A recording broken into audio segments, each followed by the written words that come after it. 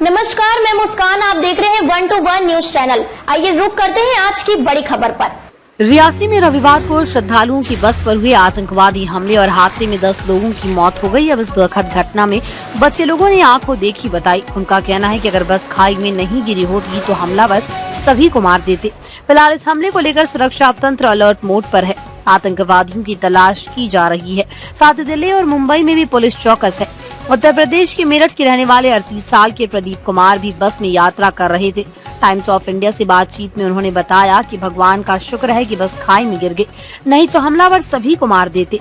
उन्होंने बताया कि हमला करने वाले सेना की वर्दी पहन कर आए थे। उन्होंने कहा, घटना के बीच ड्राइवर ने बस पर नियंत्रण खो दिया और हम खाई में गिर गए। कुमार ने आगे बताया कि उस दौरान कुछ और हमलावर उनके साथ शामिल हो गए और गोलियां चलाने लगे। हमलावरों ने गोलीबारी तभी बंद की जब देखा कि यात्रियों ने चीखना बंद कर दिया और सभी मर गए। अखबार से बातचीत में उन्होंने बताया कि हमला शिवखोरी मंदिर से निकलने के बाद शाम करीब 6 बजे हुआ था और अधिकांश यात्री वैष्णो देवी की चढ़ाई के बाद थके हुए थे और कई लोग सो रहे थे। कुमार बताते हैं कि आगे बैठे हुए कुछ तीर्थ यात्री जाग रहे थे और उन्होंने हमलावर को बस की तरफ आते हुए देखा। जैसे ही बस गड्ढे में गई तो मैं जागा और पाया कि सभी चिल्ला रहे हैं। कोई भी गोली मुझे लग सकती थी। मैं अपने परिवार के बारे में सोच रहा था।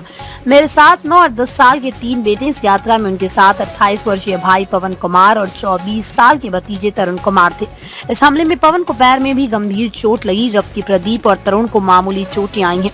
पीटीआई भाषा के अनुसार जम्मू कश्मीर के रियासी जिले में एक बस पर हुए हमले के लिए जिम्मेदार 3 विदेशी आतंकवादियों को पकड़ने के लिए व्यापक अभियान जारी है। घटना की जांच में शामिल अधिकारियों ने सोमवार को ये जानकारी दी।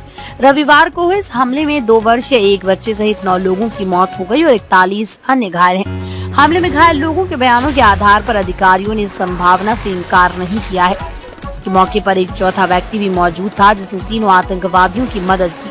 फायरिंग कर रहा था। उसके बाद में 2 मिनट के बाद में बस जो है खाई में गिर गई। गिरने के बाद भी काफी टाइम तक फायरिंग हुआ। उसके बाद में रुक के बीच बीच में फायरिंग होने लगा और लगभग आधा घंटा तक 1 घंटा तक फायरिंग हुआ। उसके बाद में कुछ लोग आए, उनकी सहायता से हम लोग बाहर निकल के आए। कितने लोग? एक ही शख्स था जिसे आपने देखा था? हाँ, अपने आंख से मैंने केवल एक ही लोग को देखा था जो फायरिंग कर रहा था। हो सकता है कि आसपास में रहे हो, हम न देख पाए हो। बस के आगे आया था वो शख्स, आगे से फायरिंग, जस्ट सामने से फायरिंग किया था। तो आप दर्शन करने के बाद वापस लौट रहे थे? हम लोग सब वापस लौट रहे थे दर्शन करने के बाद में।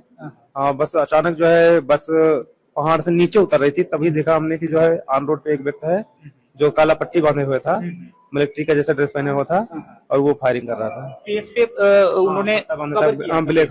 तो गोली चालक को लगी थी सबसे पहली गोली? पहले हमें लग रहा है कि पहले चालक को लगी थी। अच्छा, अभी ये आप कह रहे हैं कि उनको लगी होगी और फिर संतुलन बिगड़ा होगा और फिर बस खाई में गिर गई है। एक तो कंफर्म लगी है, मत्थे पे लगी थी गोली, हम देखे हैं।